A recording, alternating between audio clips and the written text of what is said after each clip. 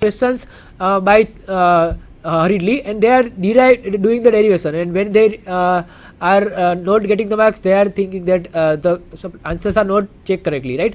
But the problem is that you should be knowing what is the thing that is to be asked. So here, with the help of different parameters, we will compare what is the RLC series circuit resonant condition and what is the RLC parallel condition resonant condition. So let us make a table, and with the help of table see that what is the condition in the RLC parallel circuit and RLC series circuit. Okay, here in this screen you can make a table by making the parameters like impedance, nature of circuit, power factor, quality factor, resonant frequency, and etc. So in the case of series circuit, you can see that your Z is equal to R, or you can say that the Z is minimum.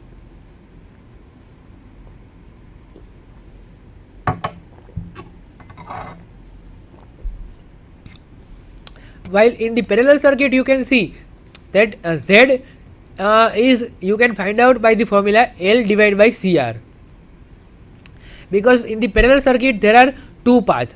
So with the help of two paths, you can find out the current that is flowing through the inductor and the current that is flowing through the capacitor and the resistor, right? Now the nature of circuit. In both these cases, whenever the resonant condition is occurring, the circuit will behave like the resistive circuit. So whenever the circuit is resistive circuit, what will be the value of power factor? Of course, the power factor value is unity, that is 1, right? So whenever the value of power factor is 1, you can directly apply the formula of power. What is the formula of power in the DC circuit? It is P is equal to V into I. If the value of cos phi is 1, that is the power factor is 1, you can simply find the power in the AC circuit by the formula P is equal to V into I. But again, you have to apply the RMS value of voltage and RMS value of current, right? That is the thing you should keep in your mind. Same way, you can see that the circuit will be behave like acceptor circuit, or the parallel circuit will behave like a rejector circuit. Okay, one definition is also asked, that is the Q factor, or it is defined as the quality factor. So friends, what is the quality factor? You might have heard about the form factor. What is the form factor? Form factor is nothing but it is a RMS upon average value. What is the peak factor? Peak factor is the peak value divided by average value. The Q factor is also defined by the ratio of energy stored per cycle to the energy mathematically per cycle to the lost energy per cycle. So mathematically you can define Q is equal to 2 pi maximum energy stored per cycle divided by energy dissipated per cycle.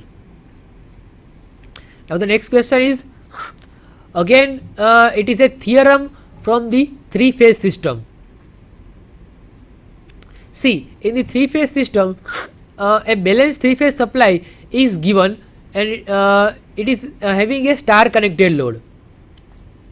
Now you are having only 2 wattmeter and you want to measure the three-phase power. So how is it possible? See, mathematically you have to give a proof that with the help of 2 wattmeter you can also measure. See, it is actually practically it is also possible, but here you have to mathematically prove this condition, right? And you have to draw the circuits.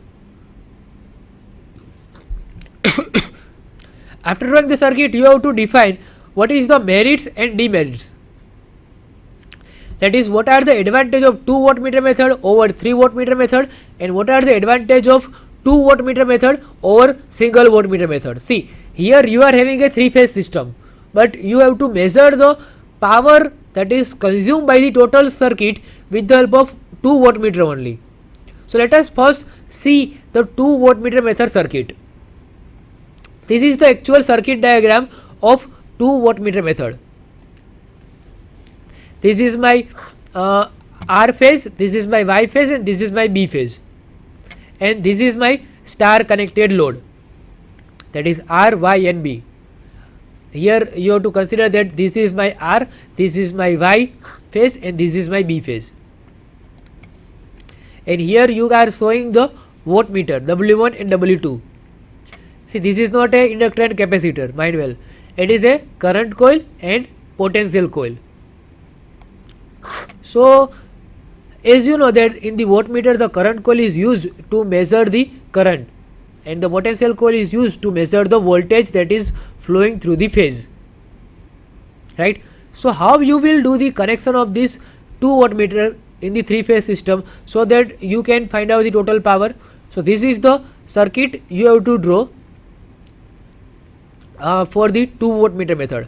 If it is a 3 voltmeter method, then you can connect individual 3 voltmeters to the each phase, right?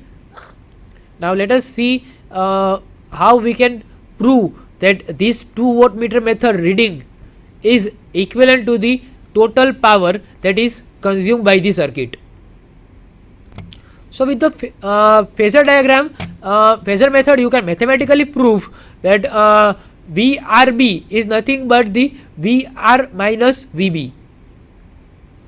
Similarly, from the circuit you can see that W2 is nothing but V by B is equal to Vy minus Vb. It is a vector subtraction of the two voltage at different phase. Mind well, the potential difference is algebraically not equal to the equal that is shown in the equation. So you can calculate the reading of W1 by knowing the line voltage that is flowing through the one phase. So your W1, you can say that it is a VLIL cos 30 minus 5, and W2 is nothing but VLIL cos 30 plus 5. Now total power is nothing but W1 plus W2. So W1 is VLIL cos 30 minus 5, and W2 is equal to VLIL cos 30 plus 5. So by putting the values in the equation and doing the applying the trigonometry norms or rules, you can prove that the total power in the three phase load, it is root 3 VLIL cos 5. So hence the summation of the 2 voltmeter reading gives you the total power that is consumed in the three phase load. It should be noted that the phase sequence RYB has been assumed in the above discussion. If you are reversal RYB the sequence and then you are taking the readings, this 2 voltmeter method will never give you the correct answer. So it is little bit difficult method to measure the power in the three phase circuit with the 2 voltmeter method. I hope you might have done the experiment in the laboratory also. It is in the syllabus of GTU that with the help of 2 voltmeter method, how you can measure the three phase power. You can measure the power in the delta connection also, right? But in this paper, it is only asked to prove the value for the star connection also. So I am not covering this in detail. So now let us see what are the advantage of 2 voltmeter method. The first advantage is that we can use it for the balance as well as the unbalanced load, while we cannot use 1 voltmeter method for the unbalanced load, right? Second is for the star type load, it is not necessary to connect the neutral point for the connection of voltmeter, right? Although for the delta load need not be open to connect the voltmeters, right? So without neutral you can even measure the power with the help of 2 voltmeter method. So your cost of wires will be saved. For the balance load, it is possible to measure the power factor along with the power. So without using the power factor meter, you can also measure the power for the balance load. We need not use only we need to use only 2 wattmeter to measure the power in the 3-phase circuit. So your cost of equipment will be saved. So let's say if 1 wattmeter is having a cost of 1000 rupees, so the total cost will be reduced. It will be reduced by 1000 rupees. It is possible to measure the reactive volt ampere for the balance load. So this is with this method you can also calculate the reactive power. Now let us see what are the demerits of the 2 wattmeter method. The first demerit is that the polarity of W1 and W2 is depend on the power factor. So unless we identify them correctly, they can lead us to the wrong result. So it is not applicable to the 3-phase 4-wire system, right? So these are the 2 major demerits of the 2 wattmeter method. But generally, as it is having a less cost, it is widely used in the industry, so it is used in the laboratory for measurement of power in the 3-phase circuit. Now let us see one theorem from the 3-phase system. It is asked in the G2 exam for the 4 marks weightage. Here it is a derivation. You have to calculate the power for each phase. You can define the one phase by PA of T, and you can put the value of V into I, and you can calculate for one phase and for the second phase, and last you can derive the expression of total power P of T and can find out the expression of the total power. So this in the part 2 you can express the power that is to be flow in the third coil. So the total power at last you can do the addition of these 3 and can derive the equation that is asked in the exam. So total power is nothing but PA of T, PB of T and PC of T. Now from the last few chapters, the theorems or the questions are to be asked. So the first question that was asked was, you have to say the general guideline for the wiring of the domestic installation with the neat sketch for the position of the equipment. See, if you are doing the wiring at your home or at your shop, there are some guidelines are to be there. So those guidelines, if you are preparing or keeping these guidelines on your mind, your wiring will be robust and it will be last for so many years, and your cost of wiring will be also reduced.